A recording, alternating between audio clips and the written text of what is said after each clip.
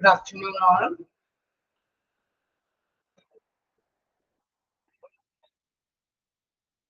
Happy New Year.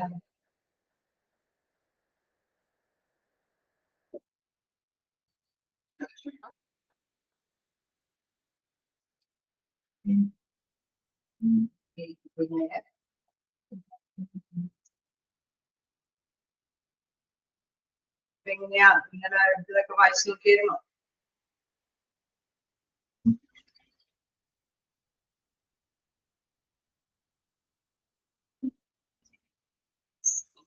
പ്രവർത്തികള്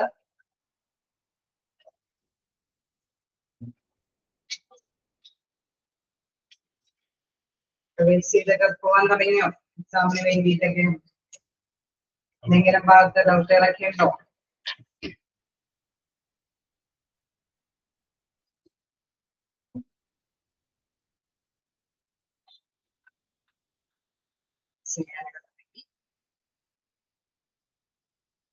വലിയ പ്രശ്നമൊന്നുമില്ല. നിങ്ങൾ സിമ്പിളായിട്ടൊക്കെ തന്നെ കഴിഞ്ഞാൽ മതിയെങ്കിലും മോഡലുകളൊക്കെ ഉണ്ട് നമുക്ക് പഠിക്കാനായിട്ടുള്ളതിൽ അതൊക്കെ മനസ്സിലാക്കി പോവാം.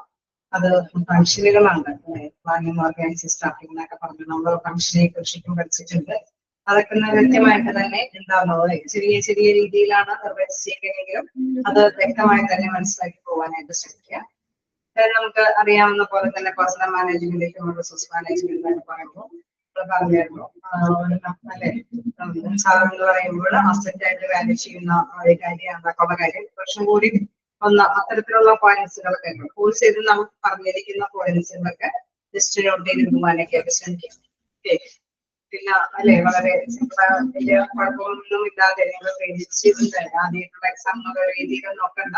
നമുക്ക് ടെസ്റ്റിലോ വരുന്ന രീതിയിലുള്ള രീതി തന്നെയായിരിക്കും കോച്ച് ചെയ്യാൻ പോകുന്നത്. സോ ആ ഒരു രീതിയിൽ തന്നെ അറ്റൻഡ് ചെയ്താൽ മതി.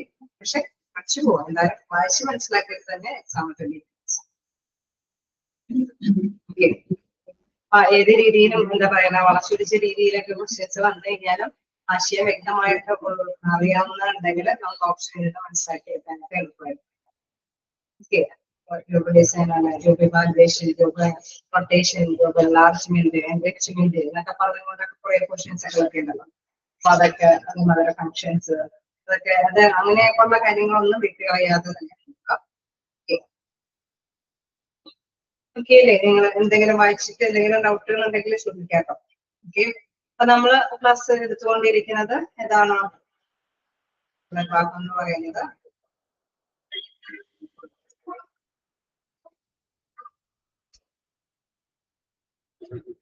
നേച്ചർ ഓഫ് എംപ്ലോയി റിലേഷൻസ് അല്ലെ. അത് പറഞ്ഞെങ്കിൽ അതിലെ ഫസ്റ്റ് പോയിന്റ് ആണ് നമ്മൾ ഡിസ്കസ് ചെയ്തത്.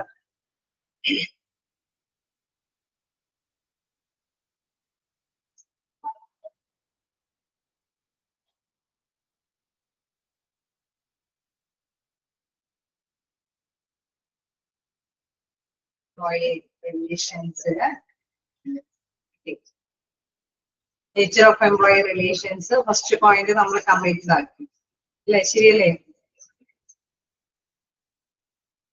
ഓക്കെ, അപ്പൊ നമുക്ക് കണ്ടിന്യൂ ചെയ്യാലോ. ഓക്കെ, അപ്പൊ നമ്മൾ കണ്ടു എംപ്ലോയി റിലേഷൻസ് എന്ന് പറയുമ്പോൾ തീർച്ചയായിട്ടും തൊഴിലാളികളും തൊഴിലുടമയും മറ്റല്ല മറിച്ച് ഗവൺമെന്റ് അങ്ങനെ പലതരത്തിലുള്ള വ്യാവസായിക ബന്ധങ്ങളൊക്കെ നല്ല രീതിയിൽ തന്നെ എഫക്റ്റീവായ രീതിയിൽ തന്നെ ബെറ്റർ റിലേഷൻഷിപ്പോട് കൂടി മുന്നോട്ട് കൊണ്ടുപോയാൽ മാത്രമാണ് ആ ബിസിനസിനെ സ്മൂത്ത് ആയിട്ട് മുന്നോട്ട് പോകാനായിട്ട് സാധിക്കുകയുള്ളൂ. അപ്പൊ അതില് നമ്മള് ഫസ്റ്റ് പോയിന്റ് കോംപ്ലക്സ് റിലേഷൻഷിപ്പ് പറഞ്ഞു. നെക്സ്റ്റ് എന്ന് പറയുന്നത് mixture of corporation and conflict. Okay, അതായത് ഈ റിലേഷൻഷിപ്പ് ഉണ്ടെന്നുള്ളത് ഓക്കെ, അത് നല്ല ബെറ്ററായിട്ട് മുന്നോട്ട് കൊണ്ടുപോകണമെന്ന് പറയുമ്പം ശരിയാണ്. പക്ഷെ ഇത്തരത്തിലുള്ള ഈ റിലേഷൻഷിപ്പില് എന്തെങ്കിലും തർക്കങ്ങളൊക്കെ വരാനായിട്ടും സാധ്യതകൾ കൂടുതലാണ് അല്ലെ. ഒന്നിച്ച് മുന്നോട്ട് പോയി കഴിഞ്ഞാലാണ് നമുക്ക് എളുപ്പത്തിൽ ലക്ഷ്യം നേടിയെടുക്കാൻ സാധിക്കുള്ളൂ. അത് ശരിയായ കാര്യമാണ്. പക്ഷെ തർക്കങ്ങൾ വരാനായിട്ടുള്ള സാധ്യതയും കൂടുതലാണ് അല്ലെ.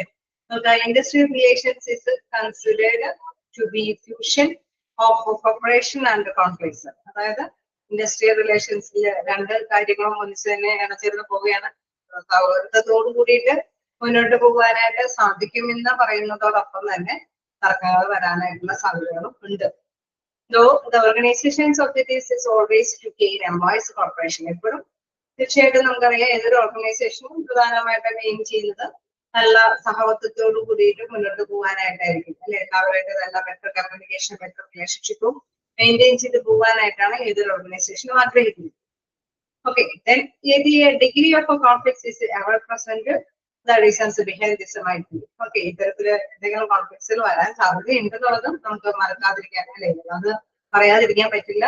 കാരണം നമുക്കറിയാം ഒരു വലിയ കമ്പനിയൊക്കെ ആകുമ്പോൾ അവിടെ ഒരുപാട് ഹ്യൂമൻ ബീയിങ് വർക്ക് ചെയ്യുന്നുണ്ട്. അത് മാത്രമല്ല അല്ലെ, എൻവയോൺമെന്റ് ആയിട്ട് ആ ഒരു ഇൻഡസ്ട്രിയുമായി ബന്ധപ്പെട്ട എല്ലാ തരത്തിലുള്ള ഫാക്ടേഴ്സ് എടുത്ത് നോക്കിയാലും വ്യത്യസ്ത ബന്ധങ്ങളൊക്കെ അത് നല്ല രീതിയിൽ ബെറ്റർ റിലേഷൻഷിപ്പോടു കൂടി മുന്നോട്ട് പോകുന്നതോടൊപ്പം തന്നെ തർക്കങ്ങൾ വരാൻ സാധ്യതകളുമുണ്ട്. അപ്പോ ഏതൊക്കെ രീതിയിൽ തർക്കങ്ങൾ വരാൻ സാധ്യതയുണ്ടെന്നുള്ളത് നോക്കാം. First one, labor and management are two groups which are present in every organization. Okay, ഒരു ഓർഗനൈസേഷൻ നമ്മൾ എടുത്തു നോക്കി കഴിഞ്ഞാൽ അവിടെ തൊഴിലാളികൾ ഉണ്ട്, അതോടൊപ്പം തന്നെ മാനേജ്മെന്റ്, അങ്ങനെ രണ്ട് വ്യത്യസ്ത ഗ്രൂപ്പുകൾ അവിടെ നിലകൊള്ളുന്നുണ്ടാവും. തീർച്ചയായിട്ടും മാനേജ്മെന്റ് ആർക്ക് വേണ്ടിയിട്ടായിരിക്കും നിലകൊള്ളുന്നത്? മാനേജ്മെന്റ് ആർക്ക് വേണ്ടിയിട്ടായിരിക്കും പ്രവർത്തിക്കുന്നത്? ആർക്ക് വേണ്ടിയിട്ടായിരിക്കും? എംപ്ലോയർക്ക് വേണ്ടിയിട്ടാണോ എംപ്ലോയിക്ക് വേണ്ടിയിട്ടായിരിക്കും പ്രവർത്തിക്കുന്നത് മാനേജ്മെന്റ്? എംപ്ലോയർക്ക് വേണ്ടിയിട്ട് അല്ലെ, തൊഴിലുടമയ്ക്ക് വേണ്ടിയിട്ടായിരിക്കും മാനേജ്മെന്റ് പ്രവർത്തിക്കുന്നത്. അതേമാതിരി തന്നെ ലേബർ യൂണിയനുകളൊക്കെ എന്തിനു വേണ്ടിയിട്ടായിരിക്കും പ്രവർത്തിക്കുന്നത്? ആർക്ക് വേണ്ടിയിട്ടായിരിക്കും?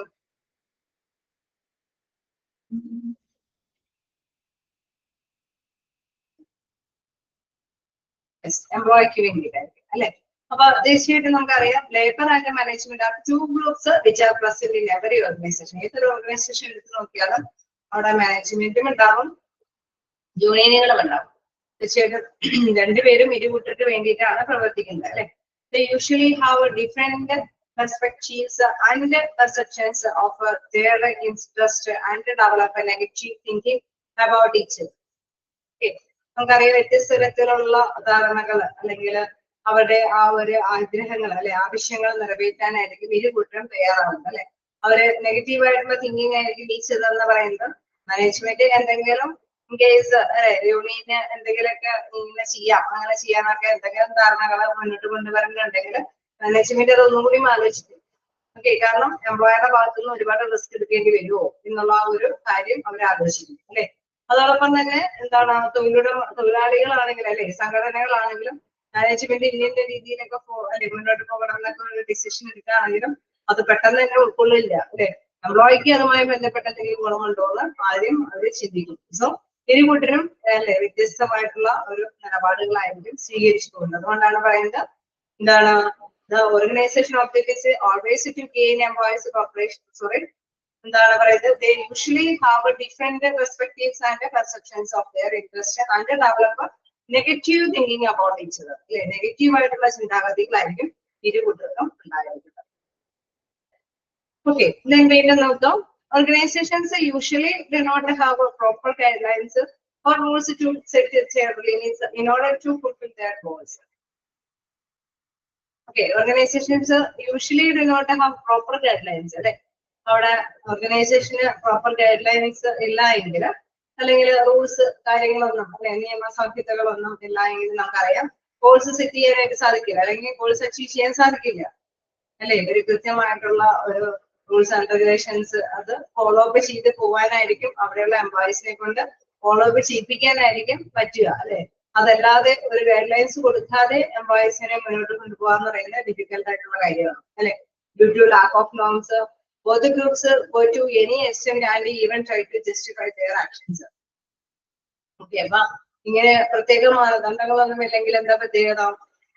ഇരുകൂട്ടരും അല്ലെ ഒരു ഗൈഡൻസ് ഒന്നും ഇല്ലാതെ തന്നെ എംപ്ലോയീസിനെ അല്ലെ അവരെ ഡയറക്റ്റ് ചെയ്ത് മുന്നോട്ട് പോയി കഴിഞ്ഞാൽ എന്താണ് എങ്ങും അല്ലെ കൃത്യമായിട്ടുള്ള ഒരു ഇതിലേക്ക് എത്തിപ്പെടില്ല. കാരണം അവരവരെ എന്താണ് അവരവരുടേതായിട്ടുള്ള ഇപ്പൊ ഇൻ കേസ് വർക്ക് ചെയ്യുന്നവരെ എംപ്ലോയീസ് ആണ്, അപ്പൊ അവര് ഇന്ന കാര്യങ്ങൾ ആവശ്യപ്പെട്ടുകൊണ്ടിരിക്കും അല്ലെ. ഇത് ഇത്രയും റിസ്ക് എടുത്ത് നമ്മൾ ചെയ്തു, ഇത്രയും ടൈം ലാബേഴ്സിൽ ഞങ്ങൾ വർക്ക് ചെയ്തു, സോ അതുകൊണ്ട് ഇന്ന കാര്യങ്ങളൊക്കെ വേണം എന്നൊക്കെ ഉള്ള ഒരു മാനദണ്ഡങ്ങൾ അവർ കൊണ്ടുവരാനായിട്ട് സാധ്യതയുണ്ട്. അത് പ്രധാനമായിട്ടും വരാൻ കാരണം എന്താണ്? പ്രത്യേകമായിട്ടുള്ള നോംസ് നേരത്തെ കൂട്ടി നിശ്ചയിക്കാത്തത് കൊണ്ടാണ് അല്ലെ. അല്ലെങ്കിൽ ഇത്രയും പ്രൊഡക്ഷൻ ഇത്രയും ടൈമിനുള്ളിൽ വേണം എന്നൊക്കെ നേരത്തെ കൂട്ടി നിശ്ചയിച്ചിട്ടുണ്ടെങ്കിൽ തീർച്ചയായിട്ടും ആ ഒരു എഗ്രിമെന്റിന്റെ ബേസിലായിരിക്കും എംപ്ലോയീസ് അവിടെ പ്രവർത്തിക്കുന്നത്. കേസ് അങ്ങനെയൊന്നും ഇല്ല എങ്കിൽ കോൺഫ്ലിക്റ്റുകൾ വരാനായിട്ടുള്ള സാധ്യതകളൊക്കെ കൂടുതലാണ്. ഓക്കെ, അപ്പൊ സെക്കൻഡ് പോയിന്റ് നോക്കാം. Organization do not have a proper guidelines or rules to their set their limits in order to fulfill their goals. Due to lack of norms, അല്ലെ, അവിടെ മാനദണ്ഡങ്ങളുടെ അഭാവം കൊണ്ടാണ് അവർക്ക് ഇങ്ങനെ അവരുടേതായിട്ടുള്ള ജസ്റ്റിഫിക്കേഷനുമായിട്ട് എംപ്ലോയീസ് ഒക്കെ മുന്നോട്ട് വരാനായിട്ട് ശ്രമിക്കുന്നത്. ഓക്കെ, ക്ലിയറല്ലേ?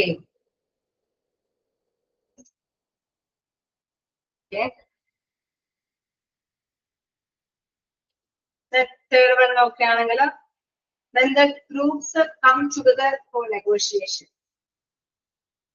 ചർച്ചകളിലേക്ക് വേണ്ടിയിട്ട് രണ്ട് ഗ്രൂപ്പുകൾ വന്നതാണ് അല്ലെ. Some past witness proves apart from the present disturbed then and hinders the negotiations process.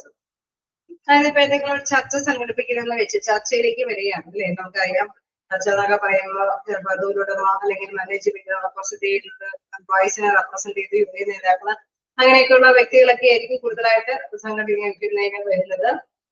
അവരെ ഇങ്ങനെ സംഘടിപ്പിക്കുന്നതിന്റെ ഇടയിൽ ചിലപ്പോൾ ആണെങ്കിൽ തൊഴിലാളികളുടെയൊക്കെ പാർട്ടിസിപ്പേഷൻ ഉണ്ടായെങ്കിൽ അവര് അല്ലെങ്കിൽ തൊഴിലുടമ അല്ലെങ്കിൽ മാനേജ്മെന്റ് ഒക്കെ എന്താണ് അവര് നേരത്തെ കൂട്ടിയല്ലേ കഴിഞ്ഞ സന്ദർഭങ്ങളിലെല്ലാം ഇവര് എന്തെങ്കിലുമൊക്കെ അല്ലെ അവര് കയ്പ് നടന്ന അനുഭവങ്ങളിലൊക്കെ കൂടെ കൊണ്ടുപോയിട്ടുണ്ടെങ്കിൽ അതെല്ലാം അവർ മനസ്സിൽ വെച്ചുകൊണ്ടായിരിക്കും ആ ചർച്ചയിലൊക്കെ പ്രകടിപ്പിക്കുന്നത് അല്ലെ, പങ്കെടുക്കുന്നത്.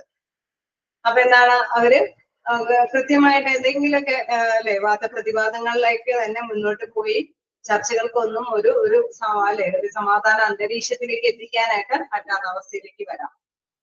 സോ നമുക്കറിയാം ബെറ്റർ റിലേഷൻഷിപ്പ് അവിടെ ആവശ്യമാണ്. ബെറ്റർ റിലേഷൻഷിപ്പും കോർപ്പറേഷനൊക്കെ ഉണ്ടെങ്കിൽ മാത്രമാണ് ഓർഗനൈസേഷന് മുന്നോട്ട് പോകാൻ സാധിക്കുകയുള്ളൂ. പക്ഷെ ഇങ്ങനെ വരുമ്പോഴുള്ള തർക്കങ്ങൾ വരാനുള്ള സാധ്യതകളാണ് നമ്മൾ പറയുന്നത്. അതായത് കരുത്തുന്ന അനുഭവങ്ങളൊക്കെ അവർക്ക് ആ എക്സ്പീരിയൻസ് ഒക്കെ ഉണ്ടെങ്കിൽ എന്താണ് ചർച്ചകളൊക്കെ സംഘടിപ്പിക്കുമ്പോൾ അവരത് പുറത്തിറങ്ങും അല്ലെ. അങ്ങനെ സമാധാനപൂർവമായിട്ട് ചർച്ചകൾ അവസാനിപ്പിക്കാൻ പറ്റാത്ത ഒരു സ്ഥിതിയിലേക്ക് വരാനുള്ള സാധ്യതകളുണ്ട്. നോക്കാം. Industrial relations are concerned with the formation and observance of a multi-state association between the labor and the union in an organization. Okay, industrial relations are concerned with the formation and the observance of a multi-faceted association between the labor and the union in organization എന്ന് പറയുന്നത്. കാരണം എന്തുകൊണ്ടാ അവിടെ formation അല്ലെ രൂപീകരിച്ചു വരുന്നത് അല്ലെങ്കിൽ നിരീക്ഷിച്ച് മുന്നോട്ട് കൊണ്ട് പോകുന്നത് എപ്പോഴും വ്യത്യസ്ത അസോസിയേഷനുകളൊക്കെ ചിലപ്പോൾ യൂണിയന്റെ തന്നെ വ്യത്യസ്ത യൂണിയൻ നേതാക്കളുടെ സംഘടനകളും കാര്യങ്ങളൊക്കെ ഉണ്ടാവാം. അങ്ങനെയൊക്കെ വരുമ്പോഴേ നമുക്കറിയാം ഒരുപാട് രൂപീകരണങ്ങളൊക്കെ വരുമ്പോഴെന്താണ് അത് കമ്പനിക്ക് തന്നെ ബുദ്ധിമുട്ടാണ് അല്ലെ. എല്ലാവരെയും ഐക്യത്തോട് കൊണ്ടുപോകുക എന്ന് പറയുന്നത് വളരെയധികം ബുദ്ധിമുട്ടാണ്. Okay, these relations can either be in organised or unorganised form. അപ്പൊ എന്ത് ചെയ്യും ചിലപ്പോ ഇങ്ങനെയൊക്കെ രൂപീകരിച്ച് കൊണ്ടുവരുന്ന ഓരോ സംഘടനകളും കാര്യങ്ങളൊക്കെ ചിലപ്പോൾ ഓർഗനൈസ് നേരത്തെ കൂട്ടി ആലോചിച്ച് കൊണ്ടുവരുന്നതായിരിക്കും. പെട്ടെന്ന് ഒരു സംഘടന രൂപീകരണത്തിന്റെ രീതിയിലേക്ക് കൊണ്ടുവരുന്നതായിരിക്കും. സോ അങ്ങനെയൊക്കെ വരുമ്പോൾ എന്താ പ്രത്യേകത തർക്കങ്ങൾ വരാനായിട്ട് വീണ്ടും ചാൻസുകളൊക്കെ കൂടുതലാണ്. സോ തർക്കങ്ങൾ വരാനായിട്ട് മെയിൻലി ചാൻസ് എന്ന് പറയുമ്പോൾ നമുക്കറിയാം ഇരുകൂട്ടരും അല്ലെ അവിടെ മാനേജ്മെന്റിന്റെ ഭാഗത്തു നിന്നും എന്താണ് എംപ്ലോയീസിന്റെ ഭാഗത്തു നിന്നൊക്കെ തൊഴിലാളികൾക്ക് വേണ്ടിയിട്ട് പ്രവർത്തിക്കുന്ന യൂണിയനുകളൊക്കെ വ്യത്യസ്ത നെഗറ്റീവായിട്ടുള്ള അപ്രോച്ചുകളായിരിക്കും ഉണ്ടാവുക. അതേമാതിരി തന്നെ നല്ല കൃത്യമായിട്ടുള്ള മാനദണ്ഡങ്ങളൊന്നും ഇല്ലെങ്കിലൊക്കെ കൃത്യമായിട്ട് അല്ലെ ജസ്റ്റിഫൈ ചെയ്ത് മുന്നോട്ട് പോകാൻ പറ്റാത്ത ഒരവസ്ഥയിലേക്ക് വരാം. വീണ്ടും എന്താണ് ഒരു ഡിസിഷൻസ് അല്ലെ കറക്റ്റ് ആയിട്ടുള്ള ഡിസിഷൻസ് എടുക്കാനായിട്ട് സാധിക്കാതെ വരുന്നു. കാരണം അവരെ അനുഭവങ്ങളുടെ വെളിച്ചത്തിൽ അവര് ഓരോന്നും അല്ലെ ആ ചർച്ചയിലേക്ക് ഉടനീളം വിവരിച്ച് അത് ഡിസ്റ്റർബ് ചെയ്ത് മുന്നോട്ട് പോകാനൊക്കെ ആയിട്ട് ശ്രമിക്കും. പിന്നെ അതേമാതിരി തന്നെ വ്യത്യസ്ത ഓർഗനൈസേഷനും കാര്യങ്ങളൊക്കെ ഫോമായിട്ട് ചെയ്യുമ്പോഴും പ്രശ്നങ്ങൾ ഉണ്ടാവാനായിട്ടുള്ള സാധ്യതകൾ കൂടുതലാണ്. ഓക്കെ, അതാണ് mixture of corporation and conflicts. അപ്പൊ എംപ്ലോയീസ് റിലേഷൻസിന്റെ പ്രത്യേകതകൾ നോക്കുമ്പോൾ ബന്ധങ്ങൾ ആവശ്യമാണ്. പക്ഷെ ബന്ധങ്ങളിൽ തന്നെ എന്താണ് സഹകരണത്തോടൊപ്പം തന്നെ തർക്കങ്ങൾ വരാനായിട്ടുള്ള സാധ്യതകളുണ്ട്. ഓക്കെ അല്ലേ? ആ ഹെഡിങ് തന്നെ മനസ്സിലാക്കി വെക്കാം. Mixture of corporation and conflicts.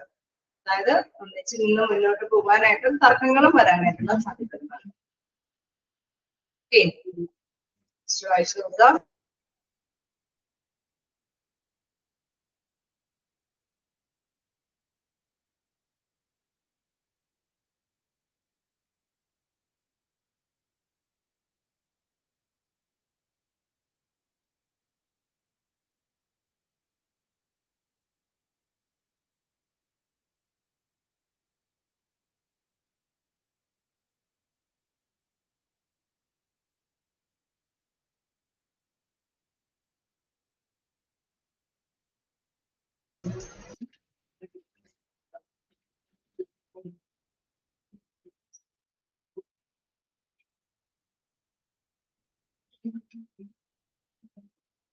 കേളയോ?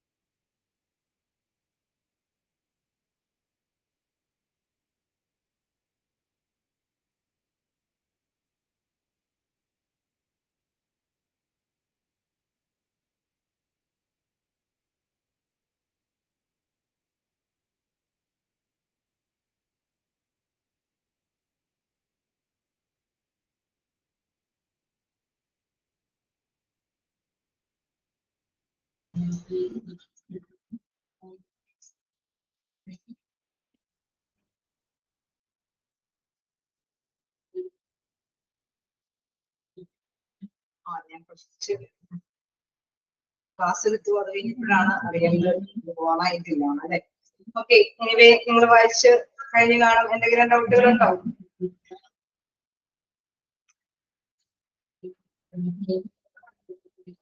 Screen ഫ്രണ്ടിൽ വരുന്നത് കൊണ്ട് അവിടെ നമുക്ക് കൃത്യമായിട്ട് കാണാൻ പറ്റുന്നില്ല. ഓക്കെ, എനിവേ എന്തായാലും ഓക്കെ അല്ലേ, ക്ലിയർ ആണ്. ഓക്കെ, അപ്പൊ നമ്മള് നെക്സ്റ്റ് പറഞ്ഞു പോകുന്നത് ഇന്റർ ഡിസിപ്ലിനറി ആണ്. ഇന്റർ ഡിസിപ്ലിനറിയുടെ കാര്യം എന്താണെന്ന് നമുക്ക് നോക്കാം. Industrial relations can be called an interdisciplinary field. അതായത് നമുക്കറിയാം ഇൻഡസ്ട്രിയൽ റിലേഷൻസിനെ നമുക്ക് ഇന്റർഡിസിപ്ലിനറി മേഖല എന്ന് കൂടി വിശേഷിപ്പിക്കാനായിട്ട് സാധിക്കും. അതെന്തുകൊണ്ടാണ് അങ്ങനെ പറയുന്നത്? നമുക്ക് ഒരു ഇൻഡസ്ട്രിക്ക് സ്വന്തമായിട്ട് തൊഴിലുടമയും തൊഴിലാളികളെ വെച്ചുകൊണ്ട് അവിടെ ടെക്നിക്കൽ ആയിട്ടുള്ള നോളജും അല്ലെങ്കിൽ ആ സ്കില്ലൊക്കെ വെച്ചുകൊണ്ട് തന്നെ ആ ഒരു വ്യവസായ സ്ഥാപനത്തിന് മുന്നോട്ട് പോകാൻ സാധിക്കില്ല.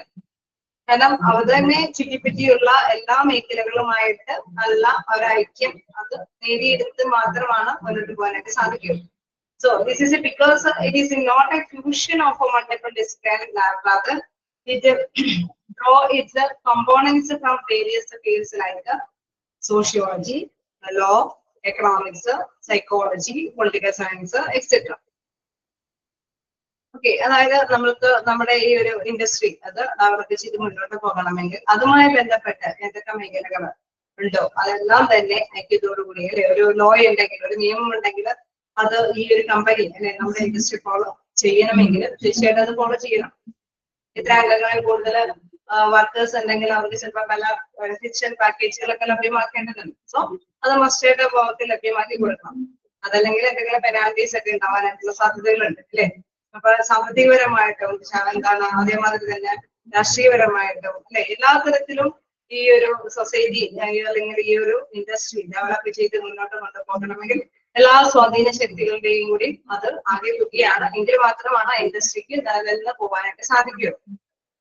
ഇതിനോട് വീണ്ടും പറയുന്നുണ്ട്, hence in A wider perspective industrial relations is the interdisciplinary area that includes the study of various characteristics of individuals at the workplace. Okay. നമ്മുടെ ഇന്റർഡിസിപ്ലിനറി ഏരിയയില് എന്തൊക്കെ കാര്യങ്ങളാണ് ഉൾക്കൊള്ളുന്നത് എന്ന് പറയുന്നത്? അതായത് വേരിയസ് ആയിട്ടുള്ള ക്യാരക്ടറിസ്റ്റിക്സ് സവിശേഷമായിട്ടുള്ള ഇൻഡിവിജ്വൽസിന്റെ ആ വർക്ക് ബേസുമായി ബന്ധപ്പെട്ട് എന്തൊക്കെ കാര്യങ്ങളുണ്ടോ അല്ലെ സവിശേഷമായിട്ടുള്ള കാര്യങ്ങളുണ്ടോ അതെല്ലാം സ്റ്റഡി ചെയ്ത് മുന്നോട്ട് കൊണ്ടുപോകേണ്ടത് ആവശ്യമാണ്. This comprises of the study of individuals, group of workers who may or may not form a union or association. നമുക്കറിയാം ഒന്നിലധികം അല്ലെങ്കിൽ കുറച്ചു പേരെ കൂടി ചേർന്ന് നമുക്കറിയാം യൂണിയനുകളും അസോസിയേഷനുകളൊക്കെ രൂപീകരിക്കും അല്ലെ. തീർച്ചയായിട്ടും ഇതൊരു കമ്പനി ആണെങ്കിലും അവിടെ തൊഴിലാളികൾ ഉണ്ടാവും, ഒപ്പം തന്നെ യൂണിയനുകളും ഒക്കെ അവിടെ സ്ഥാപിച്ചിട്ടുണ്ടാവും അല്ലെ. ഉണ്ടാവാൻ സാധ്യതയില്ലേ? കുറച്ചു പേരെങ്കിലും ചേർന്നുകൊണ്ട് പല യൂണിയനുകളും അവിടെ ഫോം ചെയ്തിട്ടുണ്ടാവും അല്ലെ. അപ്പൊ യൂണിയൻ ലീഡേഴ്സ് ഒക്കെ അവിടെ പ്രവർത്തിക്കുന്നുണ്ടാവും. അപ്പൊ അവർക്കൊക്കെ അല്ലെ യോജ്യമായ രീതിയിൽ തന്നെ ബെറ്റർ റിലേഷൻഷിപ്പ് കീപ്പ് ചെയ്യേണ്ടതും ആ ഇൻഡസ്ട്രിയുടെ ആവശ്യമാണ്. അവിടെ പറയാൻ കാരണം എന്താണ് ഇവിടെ പറയുന്നത്? Attitude of the union organisation and the employer, the public policy or legal framework ruling terms of employment, the economics of employment issues, and even the comparative analysis of industrial relation system in various countries over various time zones. Okay, അപ്പൊ വ്യത്യസ്ത ടൈമുകളിലൊക്കെ നമുക്കറിയാം ചിലപ്പോഴൊക്കെ രാഷ്ട്രീയപരമായിട്ടൊക്കെ ചില വികസനങ്ങൾ അല്ലെ ഒരു തെരഞ്ഞെടുപ്പൊക്കെ വരുമ്പോഴേ നമുക്കറിയാം ചില കൺട്രികളിൽ നിന്നൊക്കെ വിലക്ക് ഏർപ്പെടുത്തും അല്ലെ. ചിലപ്പോൾ റോ മെറ്റീരിയൽസ് ഒക്കെ ഇമ്പോർട്ട് ചെയ്തിട്ടായിരിക്കും നമ്മുടെ ബിസിനസ് മുന്നോട്ട് പോകുന്നത്. സോ അങ്ങനെ വരുമ്പോൾ നമുക്കറിയാം ആ ഒരു ഇതുകള് അല്ലെ ആ ഒരു പൊളിറ്റിക്കൽ ആയിട്ടുള്ള ഒരു സപ്പോർട്ട് അവിടെ ആവശ്യമാണ്. എങ്കിൽ മാത്രമാണ് നമുക്ക് ആ ഒരു ഫേം മുന്നോട്ട് കൊണ്ടുപോകാനായിട്ട് സാധിക്കുള്ളൂ. സോ എന്തായാലും എല്ലാ തരത്തിലുള്ള കാര്യങ്ങളും അല്ലെ നിയമപരമായിട്ടുള്ള എന്തെങ്കിലുമൊക്കെ കാര്യങ്ങളുണ്ടെങ്കിൽ അത് ഫോളോ ചെയ്യണം.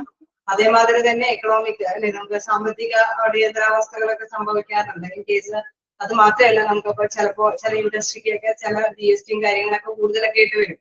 സോ അങ്ങനെ വരുമ്പോഴൊക്കെയാണ് എംപ്ലോയേഴ്സ് ഒക്കെ ഒറ്റക്കെട്ടായിട്ട് അതിനെ എതിരെ ബാർഗെയിൻ ചെയ്യാനൊക്കെ ആയിട്ട് ശ്രമിക്കുന്നുണ്ട്. സോ എല്ലാ സ്വാധീന ശക്തികളും ഇതിനോട് ഒപ്പം പ്രവർത്തിക്കേണ്ടതുണ്ട്. അതുകൊണ്ട് തന്നെയാണ് പറയുന്നത് ഇന്റർഡിസിപ്ലിനറി ഏരിയ ആണ് എന്ന് വിശേഷിപ്പിക്കുന്നത്. Okay, an integrated interdisciplinary approach help one to have no industrial relations as an area that consists of different subjects such as the grievance redressal, collective bargaining, taxation, employee benefits, the quality of work life, state labor policy, industrial conflicts, etc. Okay, അപ്പോ industrial റിലേഷൻസിൽ എല്ലാ ഏരിയയും കൂടി ഉൾപ്പെടുന്നുണ്ട്. അതായത് നമുക്ക് പരാതികൾക്ക് പരിഹാരം കണ്ടെത്തേണ്ട കാര്യങ്ങളുണ്ട്. എന്തെങ്കിലും വിലപേശി മേടിക്കേണ്ട ബാർഗെയിൻ ചെയ്യുന്ന ഇഷ്യൂസുകളൊക്കെ ഉണ്ടെങ്കിൽ അത് പരിഹരിക്കേണ്ടതുണ്ട്. പേ അല്ലെ നമുക്ക് സാലറി ഒക്കെ നമുക്ക് ഒരു ഒറ്റ എന്താണ് ഒരു ഇൻഡസ്ട്രിക്ക് മാത്രമായിട്ട് ഒരു സാമ്പത്തികം സ്റ്റാർട്ട് ചെയ്യാൻ പറ്റില്ല അല്ലെ. ആ ഒരു ഇതേ സ്ഥാപനങ്ങള് എന്താണോ ഫോളോ ചെയ്യുന്നത് അതിനോട് ചേർന്ന് പ്രവർത്തിക്കാനായിട്ട് ശ്രമിക്കേണ്ടതുണ്ട് അല്ലെ. നമുക്കറിയാം മിക്കവാറും അസോസിയേഷനിലൊക്കെ മെമ്പർഷിപ്പ് എടുത്തിട്ടായിരിക്കും എല്ലാവരും മൂവ് ചെയ്യുന്നത്. സോ അവിടെ അതിനനുസരിച്ചിട്ടുള്ള ഫോളോ അപ്പ് അവിടെ നടത്തിക്കൊണ്ട് പോകണം അല്ലെ. അതേമാതിരി തന്നെ എംപ്ലോയീസിന്റെ ബെനിഫിറ്റ് തീരുമാനിക്കലാണെങ്കിലും ലൈഫ് അവരുടെ അല്ലെ അവരുടെ ആ ഒരു ഓർഗനൈസേഷനുമായി ബന്ധപ്പെട്ടുള്ള ആ ഒരു ലൈഫ് അല്ലെ ആ ഒരു കാര്യം തീരുമാനിക്കുന്നതാണെങ്കിലും നിയമങ്ങളൊക്കെ ഉണ്ടാക്കുന്നതാണെങ്കിലും തർക്കങ്ങളൊക്കെ പരിഹരിക്കുന്നതിനും ഒക്കെ ആണെങ്കിലും നമുക്കറിയാം കുറെ ആക്റ്റും നിയമങ്ങളൊക്കെ ഉണ്ട്. അപ്പൊ അതെല്ലാം ഫോളോ ചെയ്ത് മുന്നോട്ട് കൊണ്ടുപോയാൽ മാത്രമാണ് ഓർഗനൈസേഷന് നിലനിന്ന് പോകാനായിട്ട് സാധിക്കുക. ഓക്കെ, വായിച്ചു നോക്കാം.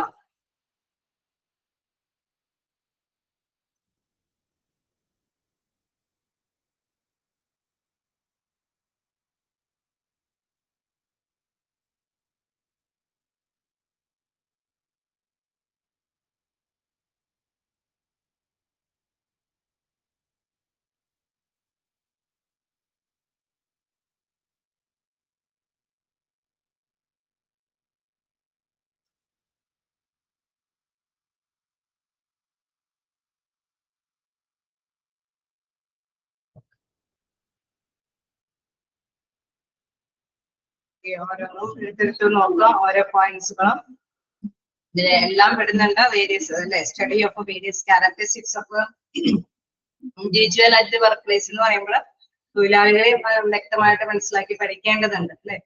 അവരുടെ സവിശേഷമായിട്ടുള്ള പെരുമാറ്റ രീതികള് ഇൻഡിവിജ്വൽസിനെ മാത്രം പഠിച്ചാൽ പോരാ, യൂണിയൻ അസോസിയേഷന്റെ പ്രവർത്തനങ്ങളെ കുറിച്ചിട്ട് പഠിക്കാനുണ്ട്. ലീഗൽ ആയിട്ടുള്ള നിയമപരമായിട്ടുള്ള ആവശ്യങ്ങളെ കുറിച്ചിട്ട് പഠിക്കാനുണ്ട്. എന്താണ് അതേമാതിരി തന്നെ ആറ്റിറ്റ്യൂഡുകൾ യൂണിയന്റെയും അതേമാതിരി തന്നെ തൊഴിലുടമയുടെയൊക്കെ അസോസിയേഷന്റെ ഒക്കെ ആറ്റിറ്റ്യൂഡുകൾ മനോഭാവനെ കുറിച്ച് പഠിക്കേണ്ടതുണ്ട്. Industrial relation system various countries അല്ലെ നമ്മളെ വ്യത്യസ്ത കൺട്രികളെ കുറിച്ചിട്ടും അവരെടുക്കുന്ന നിലപാടുകളെ കുറിച്ചിട്ടും പഠിക്കണം. അതല്ലാതെ നമുക്ക് ചിലപ്പോൾ വേണമെങ്കിൽ കോമ്പറ്റീവ്സ് കിട്ടിയില്ലെങ്കിൽ അല്ലെങ്കിൽ നമ്മൾ ഉത്പാദിപ്പിക്കുന്ന ഉൽപ്പന്നം ചിലപ്പോൾ എക്സ്പോർട്ട് ചെയ്യുന്നതായിരിക്കും. അവിടെ വിറ്റ് ചെയ്യാനായിട്ടുള്ള ഒരു മാർക്കറ്റ് അവൈലബിൾ അല്ല എങ്കിലൊക്കെ നമ്മൾ അല്ലെ ആ ഒരു ഇൻഡസ്ട്രിക്ക് നിലനിൽപ്പില്ലാതെ വരും. എല്ലാത്തിനെയും കുറിച്ചിട്ട് അവിടെ വ്യക്തമായിട്ട് പഠിച്ച് നല്ലൊരു റിലേഷൻഷിപ്പ് കീപ്പ് ചെയ്ത് മുന്നോട്ട് പോയാൽ മാത്രമാണ് ഓർഗനൈസേഷന് മുന്നോട്ട് പോകാനായിട്ട് സാധിക്കുക. അതുകൊണ്ടാണ് പറയുന്നത് ഇന്റഗ്രേറ്റഡ് അല്ലെ, എല്ലാത്തിനെയും കൂട്ടിച്ചേർന്ന് നല്ല രീതിയിൽ പഠിച്ച് വ്യക്തമായിട്ട് നല്ലൊരു റിലേഷൻഷിപ്പ് എല്ലാവരുമായിട്ട് കീപ്പ് ചെയ്ത് മുന്നോട്ട് പോകേണ്ടത് വളരെയധികം ആവശ്യപ്പെട്ട ഒരു കാര്യമാണ് അല്ലെ. എങ്കിൽ മാത്രമാണ് പരാതികൾ ഉണ്ടായാലോ അല്ലെങ്കിൽ ബാർഗനിങ് ഇഷ്യൂസോ അല്ലെങ്കിൽ പേറോളോ അങ്ങനെ എന്ത് സംഭവങ്ങൾ ഉണ്ടായാലും അവിടെ പരിഹരിച്ചു പോകാനൊക്കെ ആയിട്ട് സാധിക്കുകയുള്ളൂ. ഓക്കെ, ക്ലിയർ ആണോ? ആണോ? വീണ്ടും പറയേണ്ടതുണ്ടോ?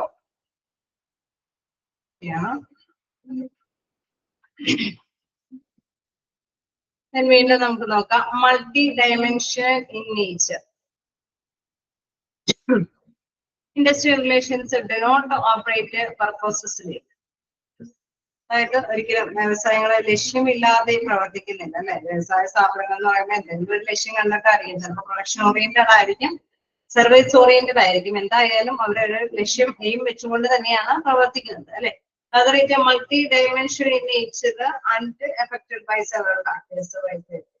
Okay, നമുക്കറിയാം അതിന്റെ സ്വഭാവം അനുസരിച്ചിട്ട് വ്യത്യസ്ത തരത്തിലുള്ള അല്ലെ നേരത്തെ പറഞ്ഞ കുറെ ഫാക്ടേഴ്സും അതുമായി ബന്ധപ്പെട്ട് അഫക്ട് ചെയ്താണ് ആ ഒരു ഇൻഡസ്ട്രി വളർച്ച പ്രാപിക്കുന്നത്. എന്താണ് institution economic and technological factors etcetera. അവിടെ പ്രധാനമായിട്ടും എടുത്തു പറയുന്ന മറ്റ് ഫാക്ടേഴ്സ് എന്ന് പറയുന്നത് institution and economic and technological factors ഒക്കെ അല്ലെ. അതെല്ലാം എന്താണ് ഏതൊരു ഇൻഡസ്ട്രിയെയും അഫക്ട് ചെയ്യുന്ന ഫാക്ടേഴ്സുകളാണ്. ഓക്കെ, അതുകൊണ്ടാണ് മൾട്ടി ഡയമെൻഷണൽ നേച്ചർ എന്ന് വിശേഷിപ്പിക്കുന്നത്. അപ്പൊ മൾട്ടി ഡയമെൻഷണൽ നേച്ചറിനെ കുറിച്ചിട്ട് ചോദിച്ചാലും മനസ്സിലാക്കി വെക്കുക. ഈ ഒരു points institution economic and technological factors ഒക്കെ അഫക്ട് ചെയ്യുന്നുണ്ടെന്ന് ഓർത്ത് വെക്കുക. Okay,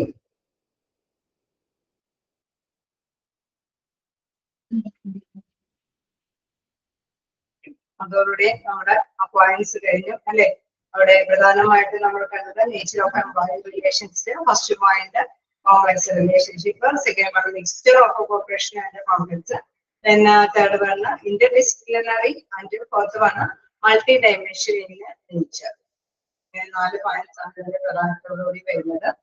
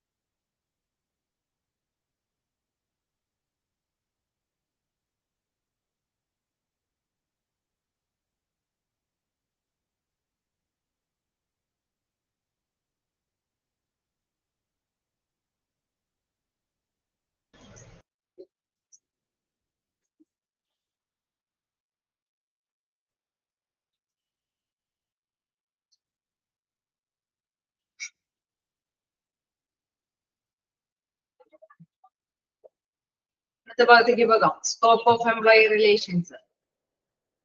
Okay. And the scope of employee relations. The scope of industrial relations comprises all sorts of relations in an industry, like creating and nurturing useful and friendly labor management relations. Okay. ഇവിടെ പ്രധാനമായിട്ട് നമ്മൾ മനസ്സിലാക്കേണ്ടത് ഉപയോഗപ്രദമായിട്ട് നമ്മൾ നോക്കേണ്ടത് പ്രധാനപ്പെട്ട കാര്യങ്ങൾ പറയുന്നത് എപ്പോഴും എന്താണ് അവിടെ മാനേജ്മെന്റ് നല്ലൊരു ബെറ്റർ റിലേഷൻഷിപ്പ് കീപ്പ് ചെയ്യണം, അല്ലെങ്കിൽ നല്ല ഐക്യത്തോടു കൂടിയിട്ട് എന്താണ് വ്യവസായത്തില് ഒരു ജനാധിപത്യ ഐക്യത്തോടു കൂടി ബെറ്റർ റിലേഷൻഷിപ്പോട് കൂടിയിട്ട് മുന്നോട്ട് കൊണ്ടുപോകേണ്ടതിലാണ് കൂടുതൽ ശ്രദ്ധ കേന്ദ്രീകരിക്കേണ്ടത് അല്ലെ. അപ്പൊ ആ ഒരു എംപ്ലോയി റിലേഷൻസ് എന്ന് പറയുമ്പോൾ ഇൻ കേസ് ഏതൊരു കമ്പനി ആണെങ്കിലും അവിടെയുള്ള എംപ്ലോയീസിനൊക്കെ അവൈലബിൾ ആയിട്ടുള്ള ടൈമിൽ തന്നെ അല്ലെ എല്ലാ കാര്യങ്ങളും തന്നെ അറേഞ്ച് ചെയ്ത് കൊടുക്കണം. അതേപോലെ തന്നെ നല്ല ഫ്രണ്ട്ലി അറ്റ്മോസ്ഫിയറിൽ മുന്നോട്ട് പോകാനായിട്ടുള്ള സൗകര്യങ്ങൾ ഉണ്ടാവണം അല്ലെ. എങ്കിൽ മാത്രമാണ് ഐക്യത്തോടു കൂടി മുന്നോട്ട് പോകാൻ സാധിക്കുകയുള്ളൂ. In any industry, the workers who work with each other not only influences the work relations but also influences the social, economic, political, professional and moral lives in individual doing jobs at various organizations. Okay, with this organizational നമ്മൾ നേരത്തെ പറഞ്ഞിരുന്നു എന്താണ് സാമ്പത്തികവും സാമൂഹികവും എന്താണ് രാഷ്ട്രീയവും അല്ലെ പരമായിട്ടുള്ള എല്ലാ സ്വാധീനശക്തികളും അവിടെയുണ്ട് അല്ലെ. അതിന്റെയൊക്കെ ഇൻഫ്ലുവൻസ് അവരുടെ വർക്കേഴ്സിനെയും ഇൻഫ്ലുവൻസ് ചെയ്യുന്നുണ്ട്. Industry is a small social universe in itself. Currently, the scope of employee relations comprises of the following groups. Okay, അവിടെ നമ്മൾ പറഞ്ഞു എന്താണ് ചെറിയ അല്ലെ small social universe in itself. ഒരു ഇൻഡസ്ട്രിന്ന് എടുക്കുമ്പോൾ എന്താണ് അതിനെ ചുറ്റിപ്പറ്റി നമുക്കറിയാം എല്ലാവരുമായിട്ട് ഒരു ബന്ധമൊക്കെ വേണം. നമ്മളിപ്പോ എന്തെങ്കിലും അല്ലെ കമ്പനി ആണെങ്കിലും എന്താണെങ്കിലും ഒരു ഫാമൊക്കെ ആണെങ്കിലും അതിന്റെ ഒരു റിലേഷൻഷിപ്പ് നമ്മൾ എടുക്കുകയാണെങ്കിൽ തീർച്ചയായിട്ടും തൊഴിലുടമ, തൊഴിലാളികള്, യൂണിയനുകള്, മാനേജ്മെന്റ്, തന്നെ മാർക്കറ്റ്, അതല്ലെങ്കിൽ മറ്റു എഗ്രിമെന്റിൽ ബന്ധപ്പെട്ട ആളെ ഒപ്പിട്ട് ചെയ്യുന്ന വ്യക്തികളുമായിട്ടുള്ള റിലേഷൻഷിപ്പ്, അങ്ങനെ നമുക്ക് സംസ്കരണങ്ങൾ സാധനങ്ങൾ തരുന്ന ഇമ്പോർട്ട് ചെയ്യുന്നവര്, അതേമാതിരി തന്നെ നമ്മുടെ പാക്കിംഗ് സാധനങ്ങളൊക്കെ എക്സ്പോർട്ട് ചെയ്യുന്നുണ്ടെങ്കിൽ അത് അല്ലെ അവരൊക്കെ ആയിട്ട് നല്ല ഒരു കമ്മ്യൂണിക്കേഷൻ അവിടെ ആവശ്യമാണ്. അതുകൊണ്ട് തന്നെ അതൊരു യൂണിവേഴ്സിറ്റി ആണ് അല്ലെ, സ്മോൾ സോഷ്യൽ യൂണിവേഴ്സിറ്റി അതിന് അതിൻ്റെതായിട്ടുള്ള ഒരു ലോകമുണ്ട്. Currently, the scope of employee relations comprises the following things. Okay, അതുമായി ബന്ധപ്പെട്ടുള്ള സ്കോപ്പുകൾ പറയുകയാണെങ്കിൽ ഫസ്റ്റ് വൺ പറയുന്നത് participative management. Okay, participative management. Okay, participative management is also known as a participatory management or a participative decision making or a employee involvement. Okay, participate എന്ന് കേൾക്കുമ്പോൾ തന്നെ നമുക്കറിയാം അവിടെ എന്താണ് പങ്കാളികളാക്കുക എന്നുള്ളതാണ് പ്രധാനപ്പെട്ട കാര്യം. ഓക്കെ, തൊഴിലാളികളുടെ എന്ത് കാര്യത്തിനാണെങ്കിലും എന്താണ് അവിടെ പങ്കാളികളാക്കുക എന്നുള്ളത് പ്രധാനപ്പെട്ട ഒരു കാര്യം തന്നെയാണ് അല്ലെ. ഇൻ കേസ് തൊഴിലുടമ എന്തെങ്കിലും തീരുമാനങ്ങളൊക്കെ എടുക്കുകയാണെങ്കിൽ തൊഴിലാളികളെയും കൂടി പങ്കാളിയാക്കുമ്പോൾ എന്താണ് ഓക്കെ അവരെ റെപ്രസെന്റ് ചെയ്തിട്ടാണെങ്കിൽ കൂടി അല്ലെ, ഒരുപാട് തൊഴിലാളികളെ റെപ്രസെന്റ് ചെയ്തിട്ടാണെങ്കിൽ കൂടി തീർച്ചയായിട്ടും നമുക്കറിയാം അതിന് അതിൻ്റെതായ ഒരു ഡിസിഷന്റെ പവർ ഉണ്ടാവും അല്ലെ, ഒരു തീരുമാനം എടുക്കുന്നതിനുള്ള ഒരു പവർ അവർക്കും കൂടിയും ഉണ്ടാവും. അല്ലെ? എംപ്ലോയീസും കൂടിയും അതുണ്ടാവും. കാരണം എംപ്ലോയീസിന്റെയും ഇൻവോൾവ്മെന്റ് ഉറപ്പാക്കിയിട്ടാണ് തീരുമാനങ്ങൾ എടുക്കുന്നത്. It involves the employee in the process of a decision making of the organization by contributing in actions such as forming work schedules, job settings, and giving the ideas or suggestions. Okay. അപ്പൊ നമ്മൾ നോക്കുകയാണെങ്കിൽ ഒരു തീരുമാനം എടുക്കുക എന്ന് പറയുമ്പോൾ organisation by contributing in action such as forming work schedule, അല്ലെ? നമ്മൾ പലതരത്തിലുള്ള കാര്യങ്ങളൊക്കെ വേണ്ടിയിട്ട് തീരുമാനങ്ങൾ എടുക്കും. ഒരു പക്ഷേ വർക്ക് ഷെഡ്യൂൾ കാര്യങ്ങൾ തീരുമാനിക്കുന്നതിനായിരിക്കും, അല്ലെങ്കിൽ ഇത്തരം ഗോൾ അച്ചീവ് ചെയ്യണമെന്നുള്ള ആ ഒരു സെറ്റിൽമെന്റിന് വേണ്ടിയിട്ടായിരിക്കും. എനിവേ എന്ത് തന്നെയാണെങ്കിലും തീർച്ചയായിട്ടും സജഷൻസ്, നിർദ്ദേശങ്ങൾ നമുക്ക് പങ്കുവയ്ക്കാം, അല്ലെ?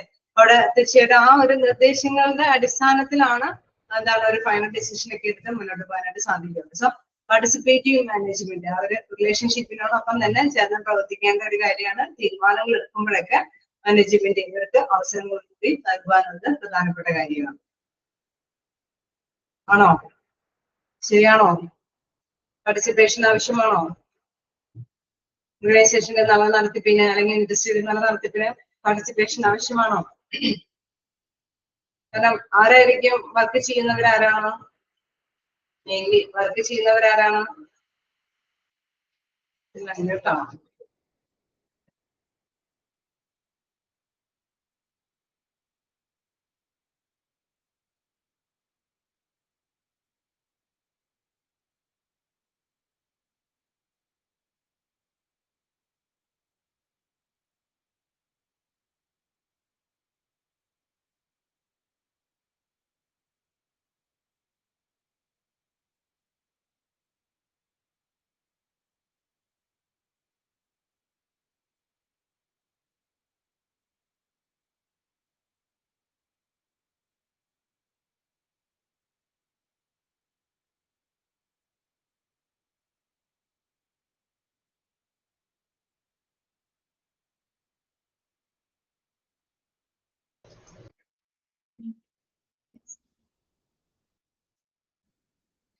എന്റെ വോയിസ് ക്ലിയർ അല്ലേ?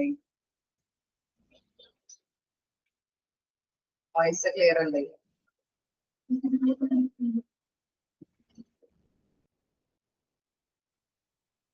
ആണോ?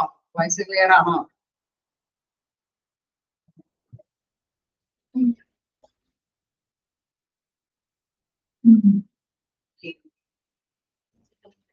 ക്ലിയർ ആണ്. മെസ്സേജ് അയക്കാട്ടോ. എനിക്ക് എന്താ പറയാ, തമ്മിട്ടാല് കാണാൻ പറ്റില്ല. അപ്പോ മെസ്സേജ് അയക്കാൻ ശ്രമിക്കാം. ഓക്കെ, അപ്പൊ നിങ്ങൾ റെസ്പോണ്ട് ചെയ്യാൻ ശ്രമിക്കാം കേട്ടോ. പാർട്ടിസിപ്പേറ്റീവ് മാനേജ്മെന്റ് എന്ന് പറയുമ്പോൾ എന്താണ് പ്രധാനമായിട്ടും നമ്മൾ കണ്ടായിരുന്നു. അതിന് മറ്റു പേരുകളുണ്ട്. Participatory management, then participative decision making or employee involvement. Okay, ഇതിൽ നിന്നെല്ലാം ആ ഒരു പദത്തിൽ നിന്ന് തന്നെ നമുക്ക് മനസ്സിലാക്കി എടുക്കാൻ പറ്റുന്ന ഒരു സംഗതിയുണ്ട്. അതായത് അവിടെ എന്ത് കാര്യങ്ങൾ തീരുമാനങ്ങളൊക്കെ എടുക്കുമ്പോഴും ആരെ ഉൾപ്പെടുത്തണം എന്ന് പറയുന്നത്, it involves the employees in the process of a decision making of the organization by contributing in actions such as forming work schedules, goal settings, and giving ideas or suggestions. നിർദ്ദേശങ്ങൾ പങ്കുവയ്ക്കുമ്പോഴോ ഐഡിയാസുകൾ ഉണ്ടാക്കുമ്പോഴോ അല്ലെങ്കിൽ ഗോളുകൾ സെറ്റ് ചെയ്യുമ്പോഴോ അല്ലെങ്കിൽ work ഫോഴ്സിന്റെ വർക്കിന്റെ കാര്യങ്ങളുടെയൊക്കെ schedule ക്രമങ്ങളൊക്കെ തയ്യാറാക്കുമ്പോഴൊക്കെ ആരുടെ സാന്നിധ്യം വേണമെന്നാ പറയുന്നത്? അത് ഇൻവോൾവ്മെന്റ് വേണം.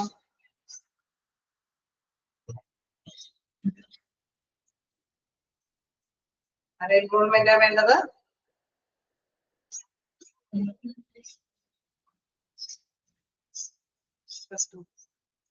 ക്ലിയർ ആയില്ല? ക്വസ്റ്റ്യൻ ക്ലിയർ ആണോ? ഓക്കെ, എംപ്ലോയീസ് ഉണ്ട്. ഓക്കെ, എംപ്ലോയീസ് ആവശ്യമാണ്, അല്ലെ? എംപ്ലോയീസിന്റെ ഇൻവോൾവ്മെന്റ് അവിടെ ആവശ്യമാണ്.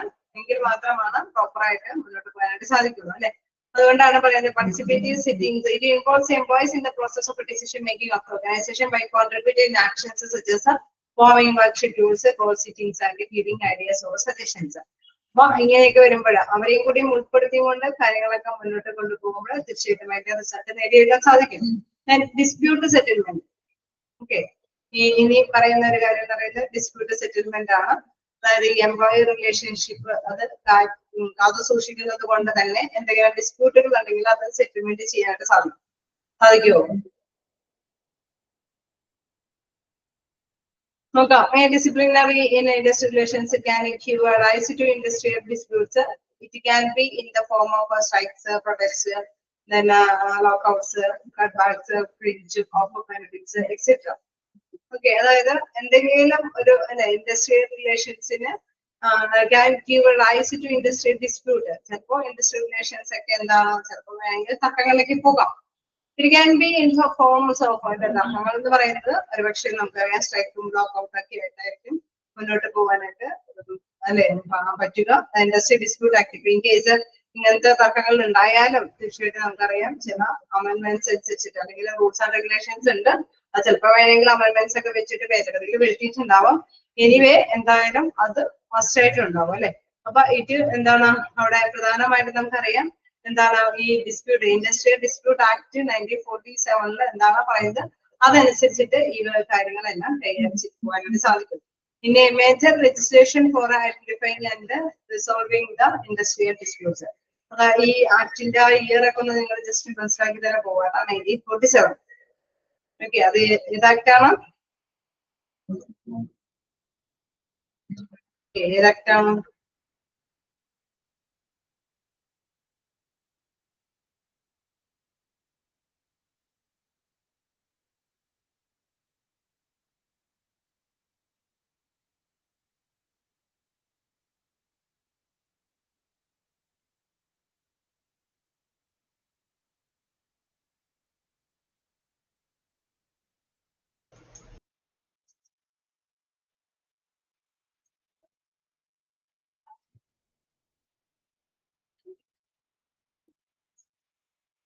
ഏതാക്ടാണ്?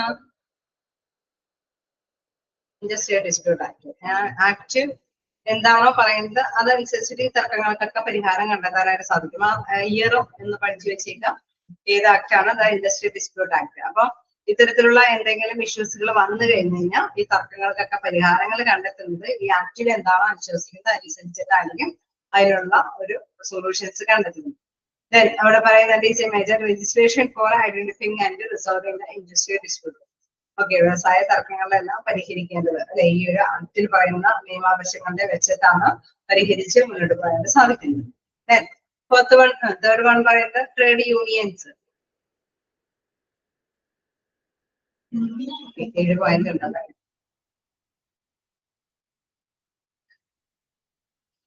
അപ്പോ ട്രേഡ് യൂണിയൻസ് ആണ് ഞാൻ അടുത്തത് നമുക്ക് പഠിക്കാനുള്ളത്. അതായത് എന്താണ് പ്രധാനമായിട്ടും സ്കോപ്പ് ഓഫ് എംപ്ലോയി റിലേഷൻസ് എന്ന് പറയുമ്പോൾ തീർച്ചയായിട്ടും നമ്മൾ മനസ്സിലാക്കുക മാനേജ്മെന്റിന് ഡിസിഷൻ മേക്കിങ്ങിൽ ഒരു ഇൻവോൾവ്മെന്റ്, അതാണ് പാർട്ടിസിപ്പേറ്റീവ് മാനേജ്മെന്റ് എന്ന് പറയുന്നത്. അപ്പൊ എംപ്ലോയീസ് റിലേഷൻസ് ഉണ്ടാകുമ്പോഴാണ് നല്ലൊരു ബെറ്റർ റിലേഷൻഷിപ്പ് ഉണ്ടെങ്കിലാണ് ഈ ഇൻവോൾവ്മെന്റ് സാധ്യമാകുള്ളൂ. അതേമാതിരി തന്നെ ഡിസ്പ്യൂട്ട് എന്തെങ്കിലും തർക്കങ്ങൾ ഉണ്ടെങ്കിൽ തർക്കങ്ങൾ ഉണ്ടാവാൻ സാധ്യത കൂടുതലാണ് എങ്കിലും ഈ തർക്കങ്ങൾ ഉണ്ടെങ്കിൽ അതിനെ പരിഹാരം കണ്ടെത്താനായിട്ട് നമുക്കറിയാം അല്ലെ അതിന്റെ നിയമമുണ്ട്. ആ നിയമം അനുസരിച്ചിട്ട് തന്നെ അത് പരിഹരിച്ചു പോകാവുന്നതാണ്. Then trade union. Trade union is a long-lasting association created by employees in order to gain benefits out of industries. Okay, എന്താണ് എംപ്ലോയീസിന്റെ ആ ഒരു നേട്ടം അല്ലെ ഗെയിൻ ബെനിഫിറ്റ്സ് ഇൻഡസ്ട്രിയിലുള്ള ആ എംപ്ലോയീസിന്റെ ആ നേട്ടങ്ങൾ അത് തീർച്ചയായിട്ടും നമുക്കറിയാം അത് ക്രിയേറ്റ് ചെയ്യുന്നത് എംപ്ലോയീസ് ആണ് അല്ലെ, തൊഴിലാളികൾ തന്നെയാണ് അത് നടപ്പാക്കി കൊണ്ടുപോകുന്നത്. The trade union is a long-lasting association created by employees in order to gain. യൂണിയനുകളൊക്കെ ശരിക്കും പറഞ്ഞു കഴിഞ്ഞാൽ എന്തുകൊണ്ടാണ് സ്റ്റാർട്ട് ചെയ്യുന്നത്? എംപ്ലോയിക്ക് എന്തെങ്കിലുമൊക്കെ തർക്കങ്ങൾ വരുമ്പോൾ അല്ലെങ്കിൽ എംപ്ലോയിക്ക് ചിലപ്പോൾ വേജസ് കിട്ടുന്നുണ്ടാവില്ല, മതിയായ വർക്കിംഗ് കണ്ടീഷൻ ഉണ്ടാവില്ല, ചിലപ്പോൾ ഹസാർഡ്സ് നിറഞ്ഞ അപകടാവസ്ഥയിലുള്ള ഡ്യൂട്ടികളൊക്കെ ചെയ്യേണ്ടതായിട്ട് വരും. ആ ഡ്യൂട്ടികളൊക്കെ ചെയ്യുമ്പോൾ ചിലപ്പോൾ അവർക്ക് നല്ല രീതിയിൽ അല്ലെ ബെറ്റർ ആയിട്ട് തന്നെ അവർക്ക് മുന്നോട്ട് പോകാനായിട്ട് സാധിക്കില്ല. കാരണം അതിന് കൃത്യമായിട്ടുള്ള പ്രിക്കോഷൻസ് ഒന്നും അവർ കൊടുക്കില്ല. അപ്പൊ ഇങ്ങനെയുള്ള പ്രിക്കോഷൻസ് കൊടുക്കാത്ത അവസ്ഥയിലേക്ക് വരുമ്പോൾ അവരെന്ത് ചെയ്യാം? യൂണിയന്റെയും കൂടി സാന്നിധ്യം വേണമെന്ന് ആഗ്രഹിക്കും. യൂണിയന്റെ സപ്പോർട്ട് കിട്ടുമ്പോൾ എന്താ പ്രത്യേകത?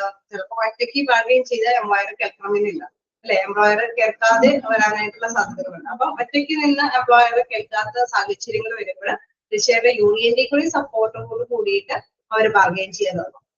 ഓക്കെ, അങ്ങനെ ബാർഗെയിൻ ചെയ്യാനൊക്കെ ശ്രമിക്കില്ലേ? അവരുടെ സാലറി ഇല്ലാതെ അല്ലെങ്കിൽ വർക്കിംഗ് കണ്ടീഷൻ ഇല്ലാതെ അവർക്ക് പ്രിക്കോഷൻസ് ഒക്കെ അല്ലെ വേണ്ടത്ത നടപടിക്രമങ്ങളൊന്നും ഇല്ലാതെ തൊഴിലാളികളെ കൊണ്ട് അടിമകളെ പോലെ പണിയെടുപ്പിച്ചാൽ തീർച്ചയായിട്ടും നമുക്കറിയാം അവര് ബാർഗെയിൻ ചെയ്യാനായിട്ട് തുടങ്ങും. അപ്പൊ ബാർഗെയിൻ ചെയ്യുന്നതിന് വേണ്ടിയിട്ട് യൂണിയന്റെ ഒരു സപ്പോർട്ട് അവിടെ ആവശ്യമായിട്ട് വരും അല്ലെ. അപ്പൊ യൂണിയന്റെയും കൂടി ഒരു ബലം ഉണ്ടെങ്കിൽ എന്താ പ്രത്യേകത, പൊളിറ്റിക്കൽ സപ്പോർട്ടും കൂടി ഉണ്ടാവുമ്പോൾ തീർച്ചയായിട്ടും തൊഴിലുടമ അത് വിൽക്കാനായിട്ട് തയ്യാറാവും അല്ലെ. അപ്പൊ അതുകൊണ്ട് നമ്മൾ മറ്റൊരു വ്യാപ്തി മനസ്സിലാക്കേണ്ടത് ഒരു സ്കോപ്പ് എന്ന് പറയുന്നത് ട്രേഡ് യൂണിയൻ ലോഞ്ച് ചെയ്യാനായിട്ട് അല്ലെ, ഏതൊരു അസോസിയേഷനിലും ഉണ്ടാവും, ഏതൊരു കമ്പനിയിലും ഉണ്ടാവും. അത് ലോങ് ലാസ്റ്റിംഗ് ആയിട്ടുള്ള അസോസിയേഷൻ ആണ്. അത് എന്തിനു വേണ്ടിയിട്ട് പ്രവർത്തിക്കുന്നത്? എംപ്ലോയീസിന് വേണ്ടിയിട്ടാണ് പ്രവർത്തിക്കുന്നത്. എംപ്ലോയിയുടെ ബെനിഫിറ്റ്സുകൾ നേടിയെടുക്കാൻ വേണ്ടിയിട്ടാണ് അത് പ്രവർത്തിക്കുന്നത്. It is a permanent association of workers formed with the aim of enhancing and sustaining their working environment. തീർച്ചയായിട്ടും നല്ലൊരു വർക്കിംഗ് കണ്ടീഷൻസ് അല്ലെങ്കിൽ നല്ല വർക്കിംഗ് എൻവയൺമെന്റ് ക്രിയേറ്റ് ചെയ്യാൻ, നിലനിർത്തി കൊണ്ടുപോകാനൊക്കെ ആയിട്ട് വേണ്ടിയിട്ടാണ് ഈ യൂണിയന്റെ അസോസിയേഷനുകളൊക്കെ രൂപം കൊള്ളുന്നത്.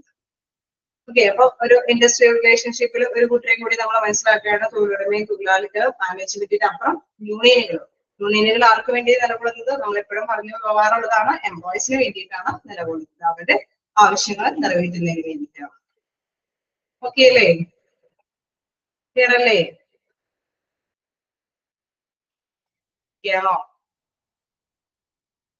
യെസ്, നമുക്ക് നെക്സ്റ്റ് നോക്കാം. എന്താണ് അടുത്തത്? Employers organisation. എന്താണ് എംപ്ലോയേഴ്സ് ഓർഗനൈസേഷൻ? നമ്മളിപ്പോ നേരത്തെ പറഞ്ഞ പോലെ എംപ്ലോയീസിന്റെ മാത്രമല്ല ഓർഗനൈസേഷൻ മാത്രമല്ല, എംപ്ലോയീസിനും അല്ലെ തൊഴിലുടമകൾക്കും അവരുടേതായിട്ടുള്ള ഓർഗനൈസേഷൻ അല്ലെങ്കിൽ അവരുടേതായിട്ടുള്ള ആവശ്യങ്ങൾ നിറവേറ്റുന്നതിന് വേണ്ടിയിട്ട് അസോസിയേഷനുകളുണ്ട്. അപ്പോ ഇതില് നമ്മൾ വ്യക്തമായിട്ട് മനസ്സിലാക്കേണ്ടത് എന്ന് പറയുന്നത്, ഇൻഡസ്ട്രി എന്ന് പറയുന്ന റിലേഷൻഷിപ്പിൽ ഒരുപാട് കൂട്ടര് കടന്നു വരികയാണ് അല്ലെ. ആ റിലേഷൻഷിപ്പ് മെയിൻറ്റെയിൻ ചെയ്ത് കൊണ്ടുപോകാനായിട്ട് ഒരുപാട് പേരുണ്ട്. അതിൽ മറ്റൊരു കൂട്ടർ എന്ന് പറയുന്നത് ആരാണ്? എംപ്ലോയേഴ്സ് ഓർഗനൈസേഷനാണ്.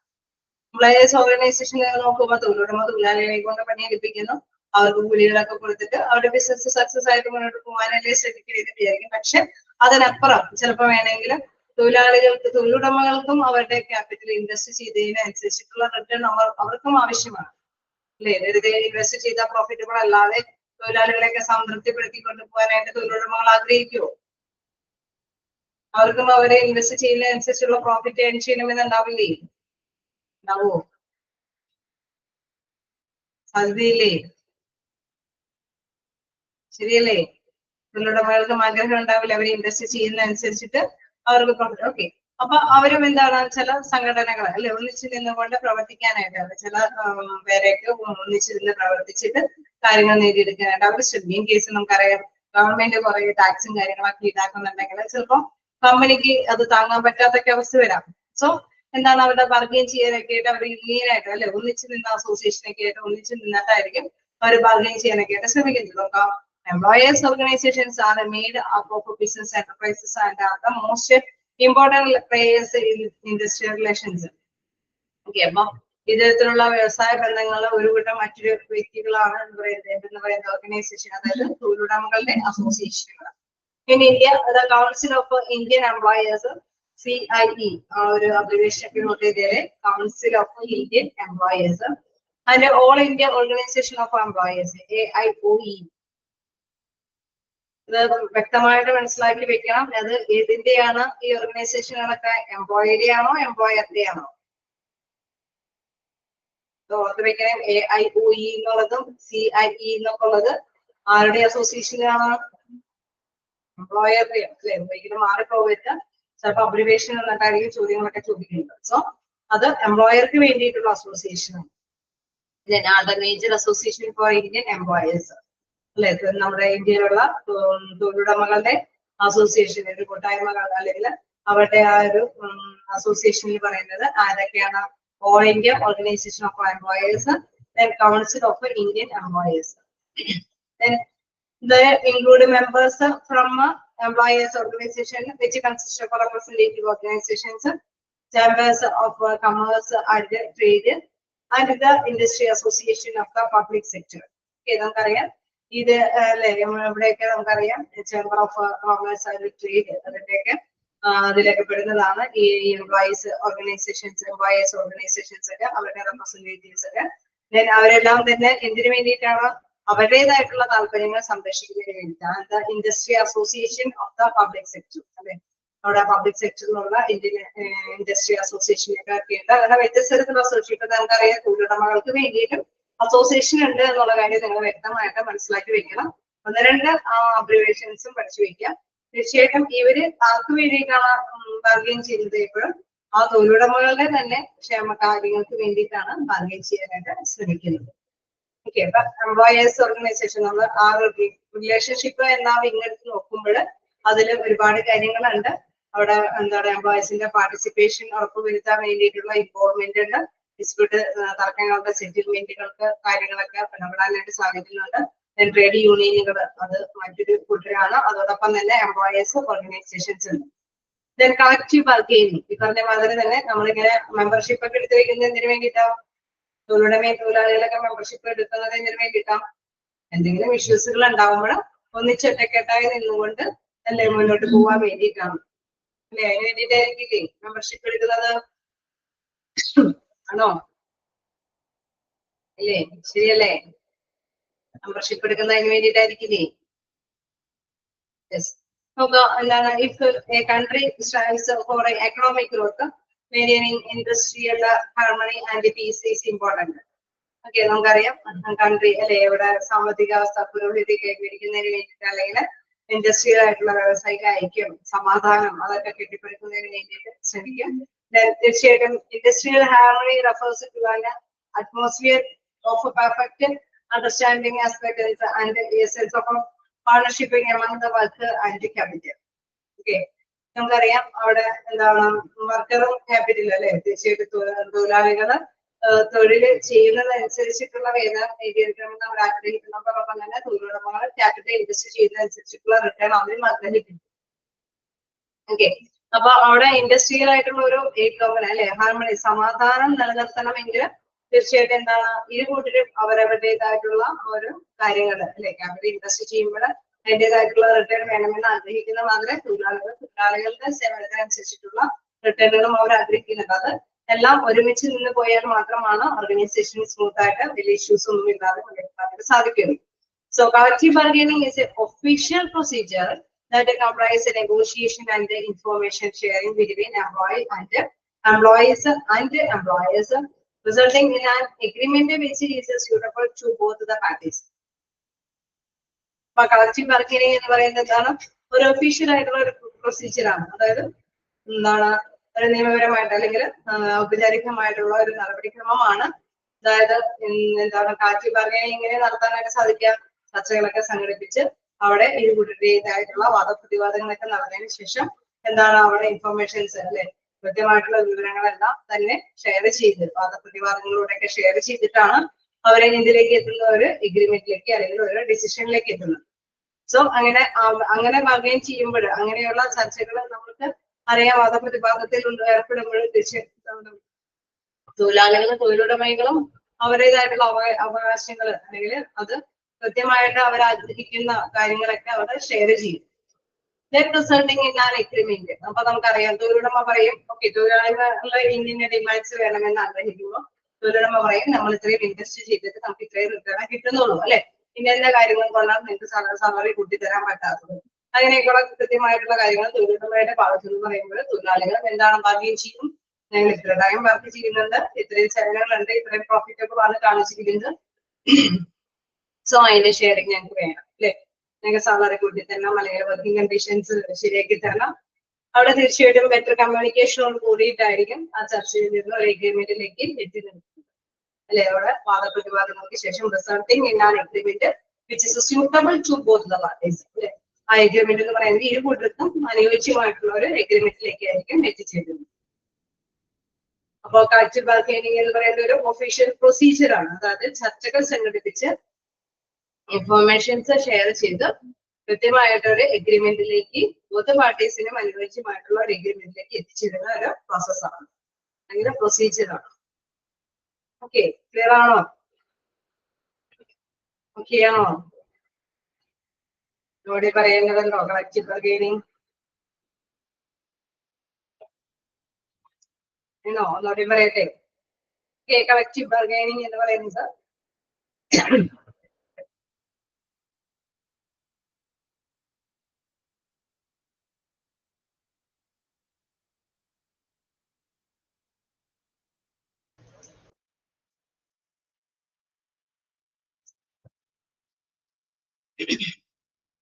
ഓക്കെ, കളക്റ്റീവ് ബാർഗൈനിങ് എന്ന് പറയുന്നത് അതായത് നമ്മൾ പറഞ്ഞു ചർച്ചകൾ സംഘടിപ്പിച്ച് ഒരു നെഗോഷിയേഷൻ അല്ലെ, ചർച്ചകൾ സംഘടിപ്പിച്ച് അവിടെ ഇൻഫോർമേഷൻസ് അല്ലെ ഷെയർ ചെയ്ത് എംപ്ലോയറുടെയും കയ്യിലുള്ള ഇൻഫോർമേഷൻസ് അല്ലെങ്കിൽ എംപ്ലോയറുടെ വശത്തു നിന്നുള്ള ഇൻഫോർമേഷൻസ് ഒക്കെ പരസ്പരം ഷെയർ ചെയ്ത് എന്താണ് റിസൾട്ടിങ് ഇൻ ആൻ എഗ്രിമെന്റ് അല്ലെ. അവിടെ അവസാനം നമുക്കറിയാം ചിലതൊക്കെ തള്ളിക്കളയും, ചിലതൊക്കെ ഉൾക്കൊള്ളാനായിട്ട് ശ്രമിക്കും അല്ലെ. വിത്ത് എവിഡൻസോട് കൂടിയിട്ടൊക്കെ പ്രസന്റ് ചെയ്യുമ്പോൾ തീർച്ചയായിട്ടും ചിലതൊക്കെ ഉൾക്കൊള്ളേണ്ടതായിട്ട് വരും.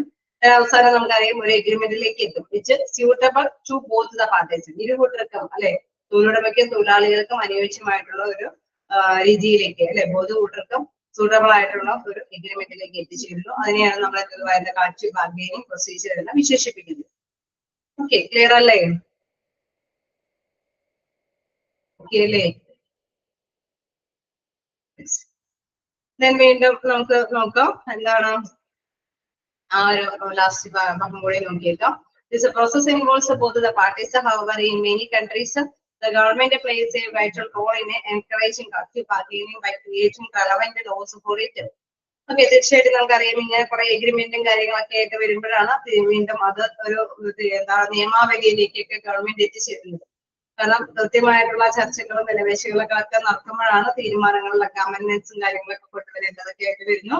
അങ്ങനെ അത് നിയമാവലിയിലേക്കൊക്കെ ഉൾപ്പെടുത്തി കൊണ്ടുവരുന്നത്. ഹെൻസ് കളക്റ്റീവ് ബാർഗൈനിങ് റിസൾട്ട് എന്താണ് consent called union contract, collective agreement or labour contract.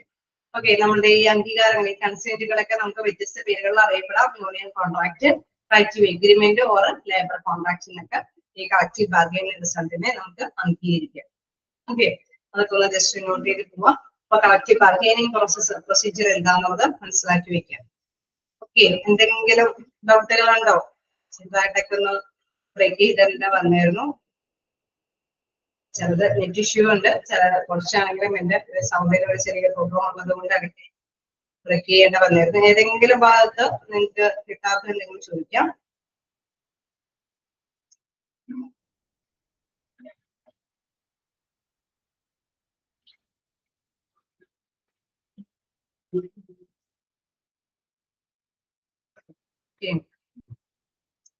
Clear ആണോ? വായിച്ചു നോക്കാം. ഓക്കെയാണ്. എന്തായാലും വായിച്ചു നോക്കിയിട്ട് വരിക. ഏതെങ്കിലും ഭാഗത്ത് കിട്ടാത്ത ചോദിച്ചു പോവാം. ഓക്കെ, അപ്പൊ നമ്മള് ഫസ്റ്റ് പോയിന്റ് വരെയാണ് ഡിസ്കസ് ചെയ്തത്. Okay, scope of employer relations വരെ ഫസ്റ്റ് പോയിന്റ് വരെയാണ് നമ്മൾ ഡിസ്കസ് ചെയ്തത്. നെക്സ്റ്റ് ക്ലാസ്സിൽ നമുക്ക് താങ്ക് യു.